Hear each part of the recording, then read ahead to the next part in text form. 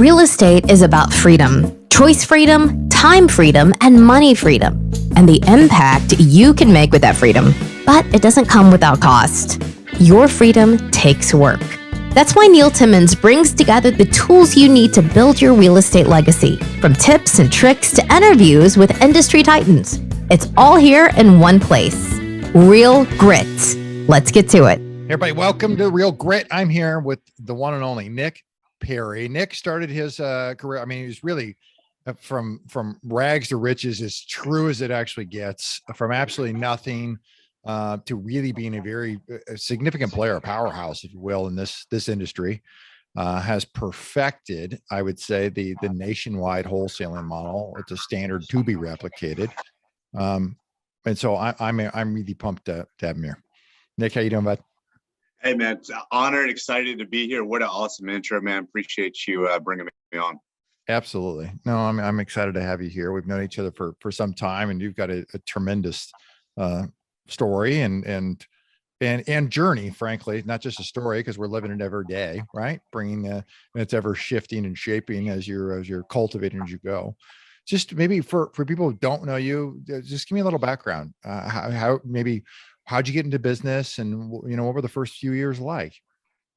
Well, it's been a journey. So, in a moment, I'll take you guys back, and just to give you some context where I am now is, I'm very fortunate. I've built a large nationwide wholesaling company. So my office is in Austin, Texas, but I live in Miami Beach. So I've been able to scale my way out of my wholesaling business, and it runs. I have a phenomenal team in place, and they do multiple six figures every single month without much of my involvement anymore. So you moved almost a year ago now, haven't you?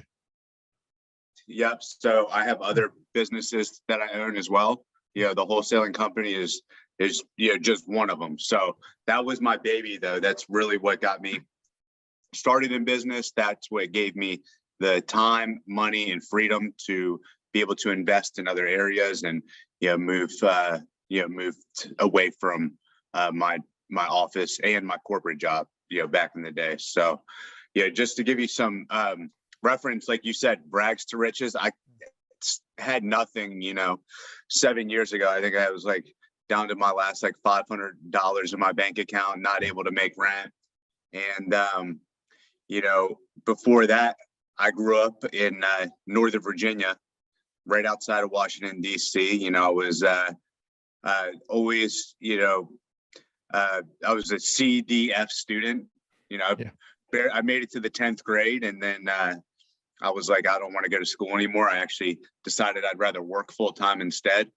So, against my parents' advice and all my teachers' advice, I just said, no, I'm not going back to school anymore. And I just started working.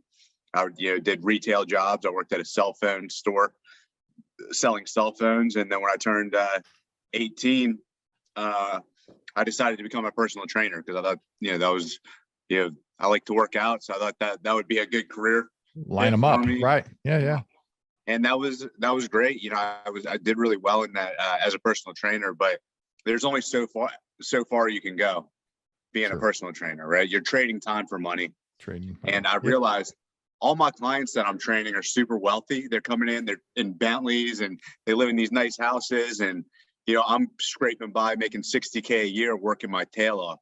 And I was like, dude, there's got to be a better way. So I started interviewing all of my clients, like, hey, man, what do you do? How did you get started? I had my own little podcast going at the gym. Yeah. And I noticed all these guys that were really wealthy owned real estate, and they own companies. Yep. I was like, well, success leaves clues. I should probably, that's right. Start learning this. In 2014, I moved to Austin, Texas. I didn't have a plan on what I was going to do. I was just kind of at the end of my lease in Northern Virginia, and I was tired of the winters and the traffic, and it was my hometown. So I moved to Austin and started watching YouTube videos on wholesaling. Literally just on a whim, you moved to Austin? No job? Yeah, no nothing? I didn't have any friends down there. I didn't have any connections. Yeah. But I realized the city that I was growing up in was hindering my growth. Yep. Northern Virginia, it's a very government controlled industry. So either you're a government contractor, or you work for the federal government. Additionally, that's kind of a pissed off mindset because everybody works for the government. So nobody's very happy there. Okay. Yeah. Everybody's kind of miserable there, and it's cold and there's traffic. And I was just tired of it. Like, I felt like, yeah, that's where I grew up. That's where I had all the haters, and I had to like get myself into a different environment. So different environment, new identity, new mental state. Anytime I've ever moved to a different city, it's always exponentially increased my life. So that was a genius move in hindsight. At the time, I didn't have enough money to do anything. I moved down there with $5,000, and you know how fast $5,000 goes in the real world. So yeah, I was hustling my butt off, handwriting letters, putting up bandit signs, trying to make a deal before I ran out of money. Yep. I realized realistically, that's not going to happen. So I had to get a job. Like it's either that or go back home, and that wasn't an option. So I got a job at Indeed.com. I was very fortunate to get the job there. I was, referred, and that really helped. And so they took a chance on me, and I went in and I said, you know what, I'm taking this job right now, but I'm doing it for the sole purpose of making enough money so I can get out of the job as soon as possible. And I went in and I just hit it as hard as I could on the phones at Indeed. It was an inside sales job. And I went from my last $500 almost getting evicted from my apartment to, Top Gun, Rookie of the Year, President's Club, all that stuff at Indeed, making $250,000 a year. So my life, drastically, increased in terms of, revenue, confidence, sales acumen, because I was this, inside salesperson, which all was a huge catalyst in my real estate business.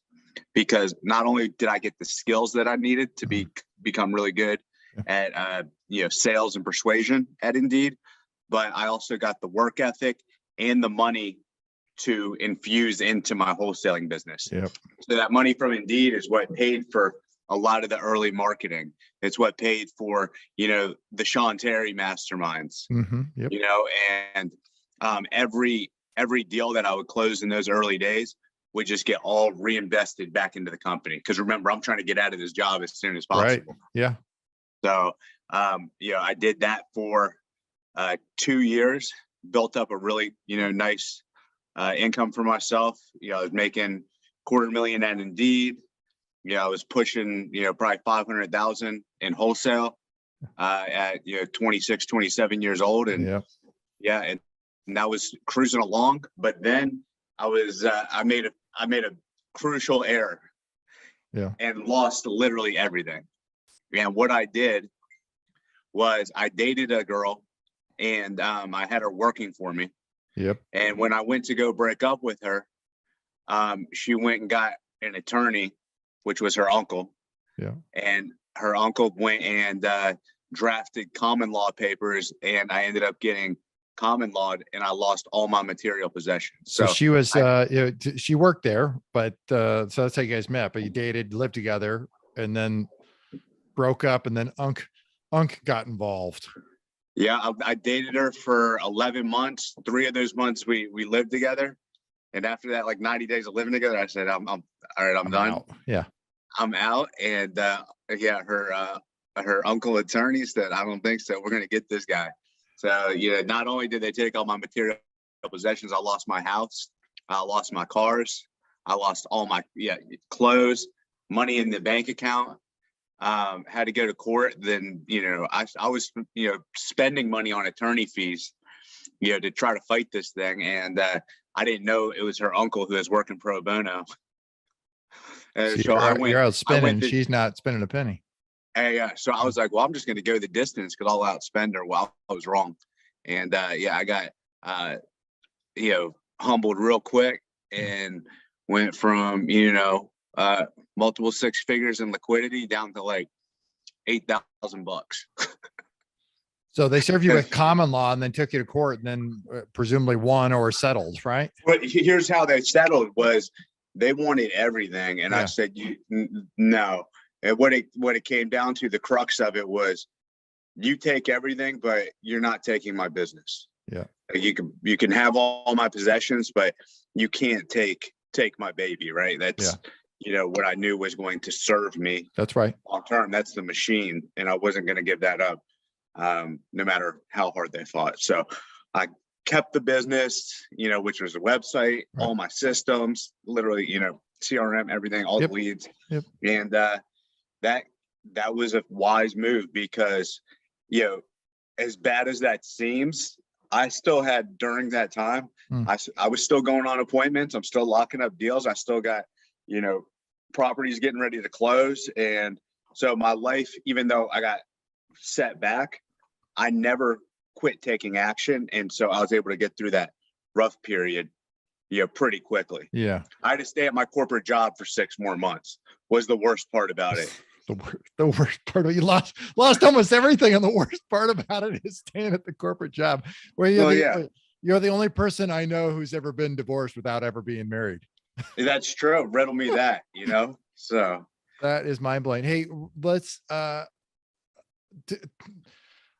there's probably some people listening and they're like, this is an insane story, and I live with somebody.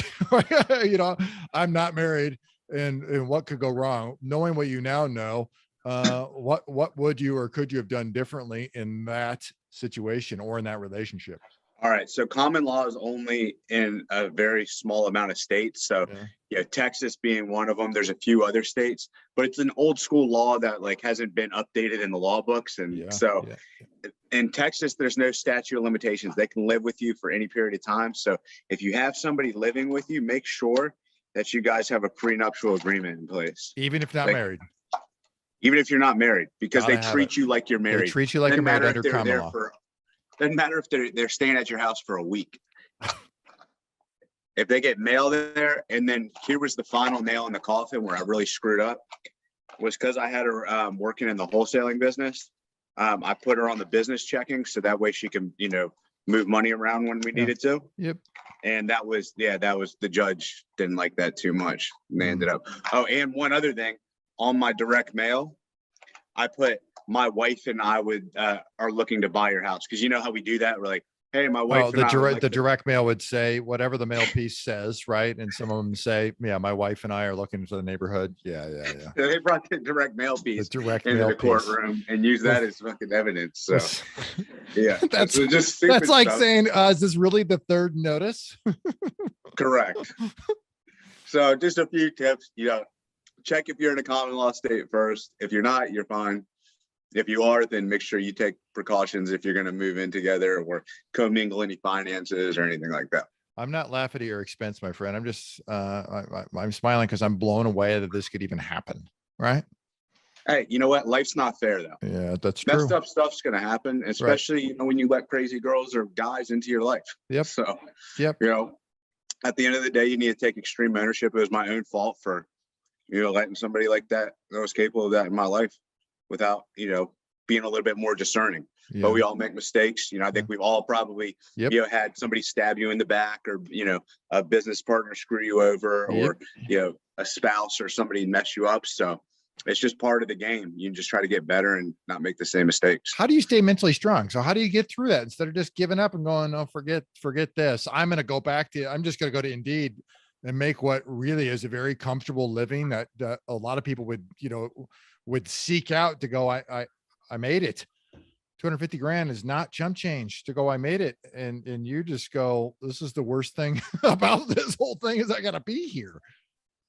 I don't know. I've always, since I was young and, even when I had nothing, I have always wanted to be great. Like, I don't know and I never, I don't know, maybe I was delusional or what, but I was like, not going to settle for anything less than, the absolute best, and by absolute best, it means in all areas of life.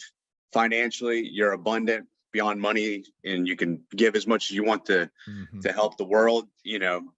My health is a huge priority, my faith. And so in all those areas of my life, I just have always been pushing to get better. Yeah. And I'm not going to settle for going backwards or staying the same in any area of my life. It's about mastery, isn't it? It's about mastery. It's about growth. Yeah. And seeing how far you can push yourself. And, every single day I'm trying to move the needle, and faith, finances, friendships, family, Yeah. faith. Yeah. So No, it's constant mastery, all day, every day. That's what I live for. I'm a junkie. I'm a progress junkie. yeah. No, that's tremendous. When you understand that this is not about, there is no destination, right? The destination ultimate is mastery. Just like you said, growth, Mhm. just improving, getting better, making sure you're at the top of the game to be the best, because at some point you will have hit enough dollars where you'll never have to work again if you don't want to, but you still do, because it's not, that's a piece of it, but that's a piece of the journey, but it's not the destination. Yeah, I mean, when I started, like the money that I make now, I was like, if I have that, I'd be good. But then, you get there and you move the goalpost, not because That's right. you need more crap, but it's more like I can do more, I can be better, I can push further, I can help more people, I can make a bigger impact, live a nicer life. Yeah. And so, it's almost selfish if you just stop and be complacent and decide I'm just going to stay at this corporate job, or, I'm fine just doing what I can. God, in my opinion, I don't know if, who God is to, your listeners out there, but I believe in Jesus. And I think he's telling you, like, you need to go out and do your best every single day. Yeah. Yeah. What would you tell new people, people say, or who are in the wholesaling space, who, about your journey and about the ability for them to, if they want to get to where you are, and then, and that, like you said, that needle's always moving. But if they want to get to where you are, what words of inspiration or direction, advice would you provide them? I mean, you hit it on it earlier, mental toughness, because especially in the beginning, that's when it's the hardest.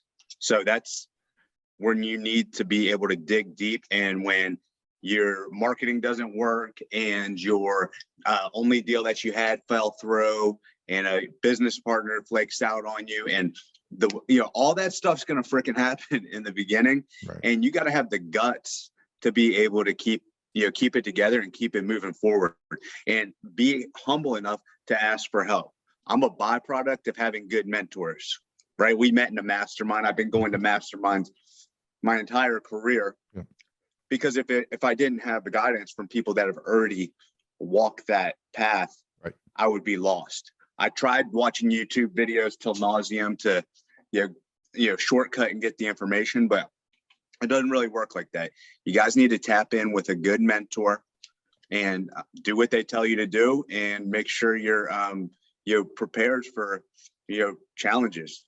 And it's going to take a lot of grit. I think 1% of people make it in business. Yep. Yeah. So be that 1%. Yep.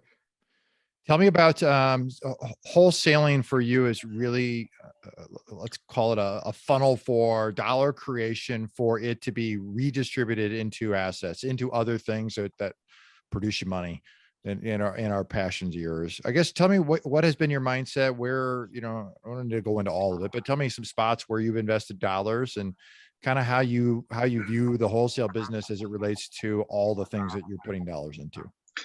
Yeah. So first and foremost, real estate, right? When the money comes out, I'm constantly buying rentals. So I have a rental portfolio. Additionally, I own mobile home parks. Yeah.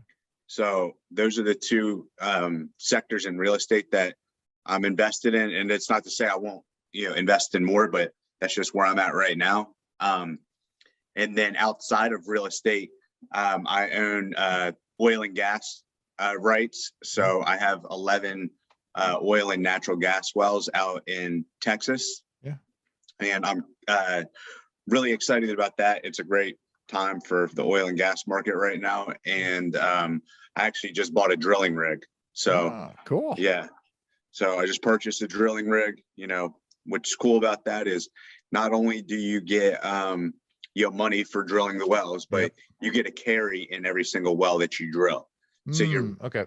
collecting a fee and building wealth at the same At time. the same exact time. Yep. Yeah. So, and it's taxed, you can write it all Very, off. So there's a very lot of tax efficient there. Yes.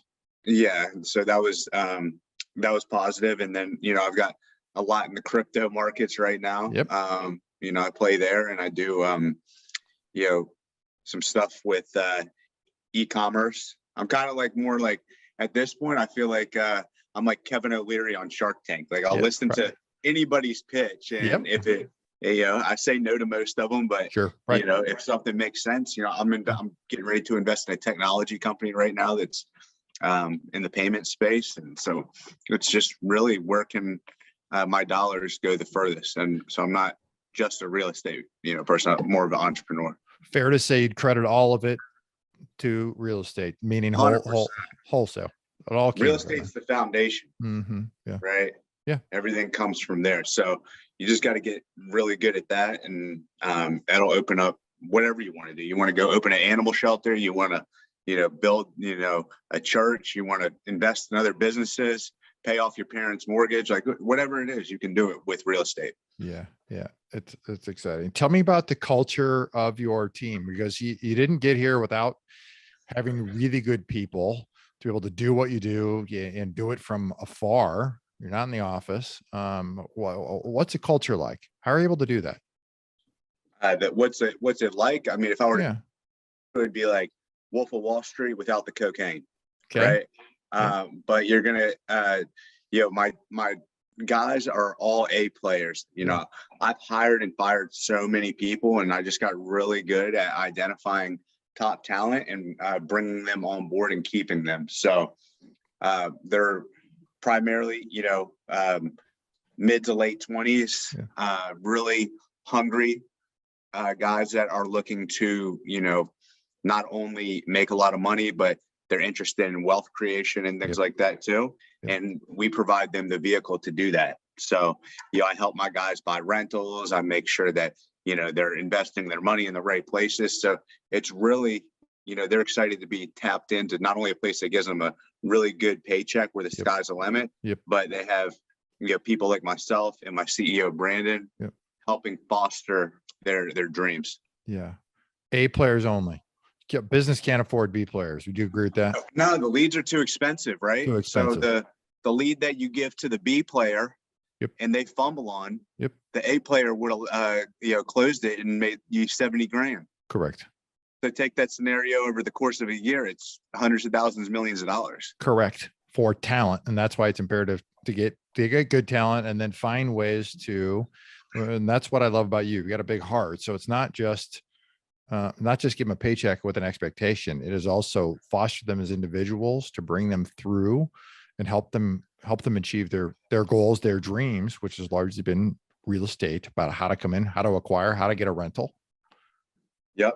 And they won't leave, I mean, I've got guys that have great passive incomes, and they're excited to make more and be with a winning team. Right.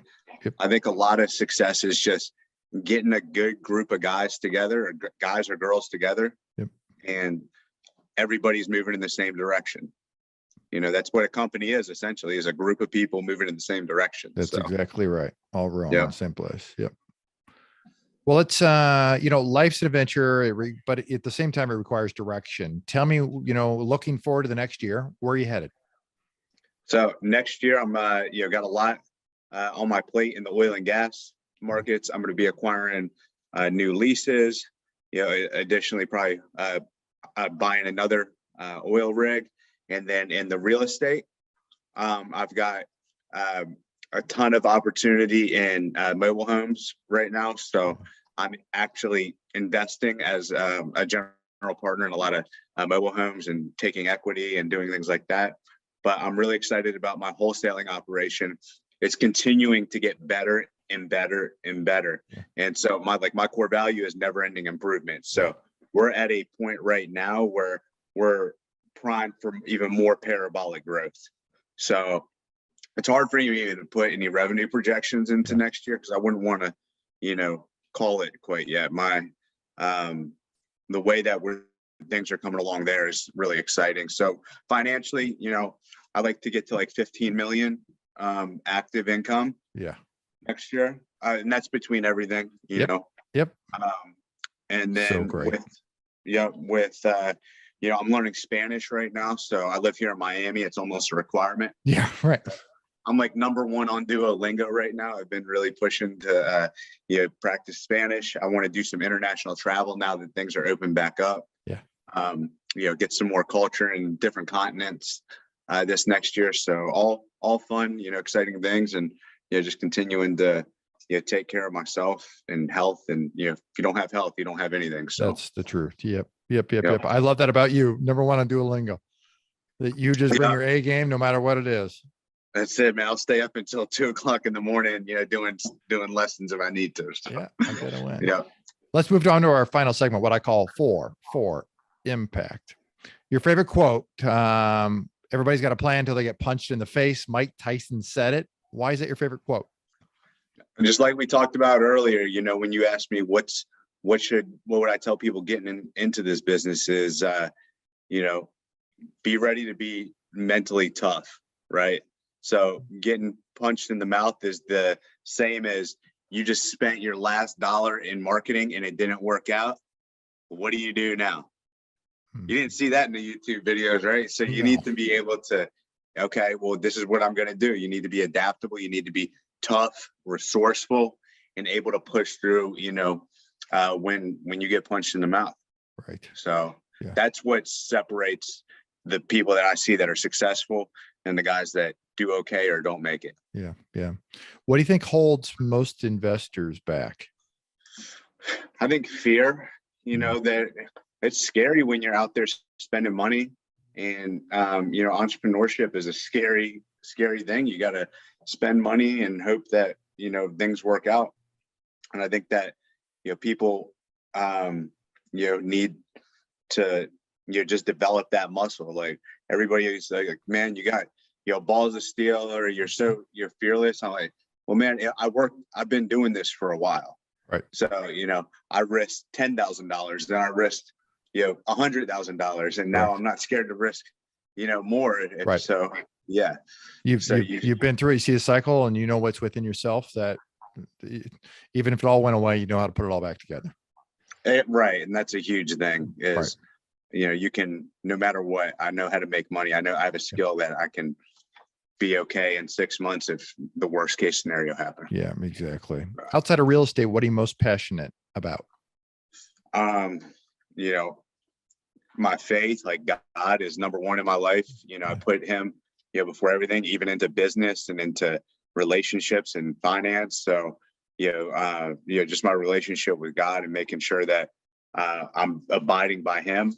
And then outside of that, I've got, a huge heart for fitness. I'm in the gym 5-6 days a week. I really am always trying to, get in better and better shape. And, I like hanging out and going to masterminds still. I'll be down there in Mexico with you guys next month. I'm really looking forward to that. Yeah, cool. It'd be great. So just good fellowship and, relationships. I'm buying, I got a Ferrari coming tomorrow. I just bought a new Ferrari. Do you really? So good for you. Yeah, new 2020 Ferrari. So I'm pretty amped about that. That should be a fun new toy to drive here in Miami Beach. It's going to be great. It's going to be great. Yeah. What's your favorite way to make an impact? Favorite way to make an impact is, wow, that's a great question.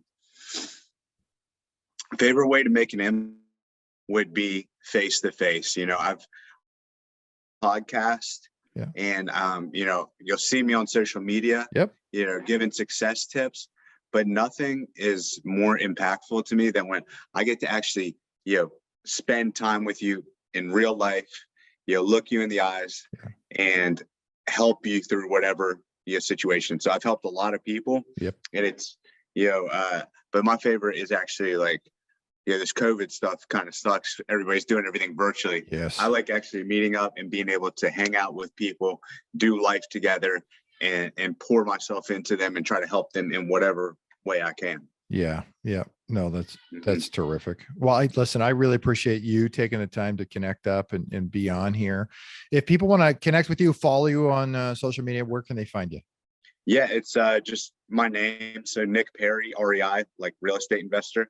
And then if you guys are looking for like some help or coaching, my website, the link's in the bio of my Instagram, but it's called 7 Figure Cartel.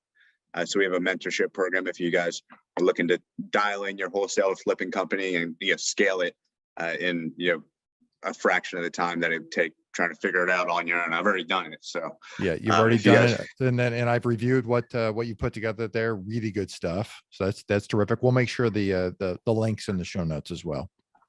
Appreciate that. Yeah, no, thank you so much. Yeah. So reach out to me. Instagram is probably the best way. So just Nick Perry, REI. I'm happy to help. Sounds good. Well, listen, I really appreciate the time you've taken here. You're really an inspiration. I mean, tremendous life story and an internal fight that's literally second to none. So I really appreciate the time, man. You got to have heart, man. Just remember that. That's my final word is it comes down to heart. I'm not the smartest, but it comes down to heart. So yep. See you guys next time. That's exactly right. Hey, I'm Neil Timmons for everybody here at Real Grit. I'm reminding you, real estate requires real grit. If you like our content and want more, you can access it at realgritpodcast.com. You hear it guest after guest. Instinctively, you already know it. But let me call it out. The most expensive action is inaction. The real estate market is full of opportunities. You just need to uncover them. You can build a business that lasts for years, makes monumental impact in the lives of those that you love. It's not just about business, but about the freedom you get because of it. Have you ever heard the saying, if you want to go fast, go alone. If you want to go far, go together. I believe that partnering is essential. In fact, I partner with hardworking investors all the time. The point is that you can get a lot further with the right partner. Let me say it again, the right partner.